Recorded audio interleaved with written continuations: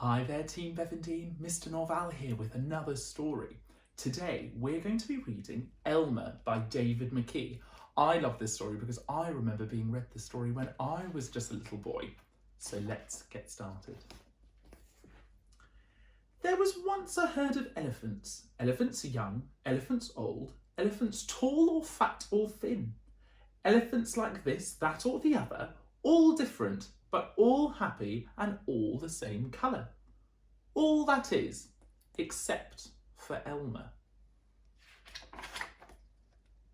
Elmer was different. Elmer was patchwork. Elmer was yellow and orange and red and pink and purple and blue and green and black and white. Elmer was not elephant colour. It was Elmer who kept the other elephants happy. Sometimes he joked with the other elephants, sometimes they joked with him. But if there was even a little smile, it was usually Elmer who started it. One night Elmer couldn't sleep for thinking, and the think that he was thinking was that he was tired of being different. Who ever heard of a patchwork elephant, he thought. No wonder they laugh at me.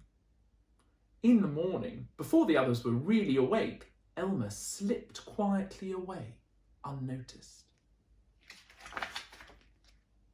As he walked through the jungle, Elmer met other animals. They always said, "Good morning, Elmer." Each time, Elmer smiled and said, "Good morning." After a long walk, Elmer found what he was looking for. A large bush covered with berries, a large bush covered with elephant-coloured berries. Elmer caught hold of the bush and shook it so that the berries fell on the ground. Once the ground was covered in berries, Elmer lay down and rolled over and over, this way and that way and back again. Then he picked up bunches of berries and rubbed himself all over, covering himself with berry juice, until there wasn't a sign of any yellow or orange or red or pink or purple or blue or green or black or white. When he had finished, Elmer looked like any other elephant. After that, Elmer set off back to the herd. On the way, he passed the other animals again. This time, one said to him, "Good morning, elephant." And each time, Elmer smiled and said, "Good morning," pleased that he wasn't recognised. When Elmer rejoined the other elephants, they were all standing quietly. None of them noticed Elmer as he worked his way to the middle of the herd. Sneaky. After a while, Elmer felt that something was wrong. But what? He looked around. Same old jungle, same old bright sky, same old rain clouds that came over him from time to time, and lastly, the same old elephants. Elmer looked at them. The elephants were standing absolutely still. Elmer had never seen them so serious before. The more he looked at the serious, silent, still standing elephants, the more he wanted to laugh. Finally, he could bear it no longer. He lifted his trunk and at the top of his voice shouted, "Boo!" The elephants jumped and fell, always in surprise. "Oh my gosh and golly," they said, and then saw Elmer helpless with laughter.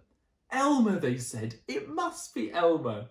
Then the other elephants laughed too, as they had never laughed before. As they laughed, the rain cloud burst, and when the rain fell on Elmer, his patchwork started to show again. The elephants still laughed as Elmer was washed back to normal. "Oh, Elmer," gasped an old elephant, "you've played some good jokes, but this has been the biggest laugh of all. It didn't take you long to show your true colours." "We must celebrate this day every year," said another elephant.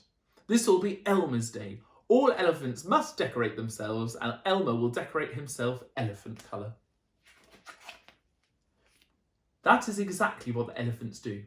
One day a year, they decorate themselves and parade. On that day, if you happen to see an elephant, ordinary elephant colour, you know it must be Elmer. I love that story because it's all about being colourful and a little bit different, which is really good. See you all soon.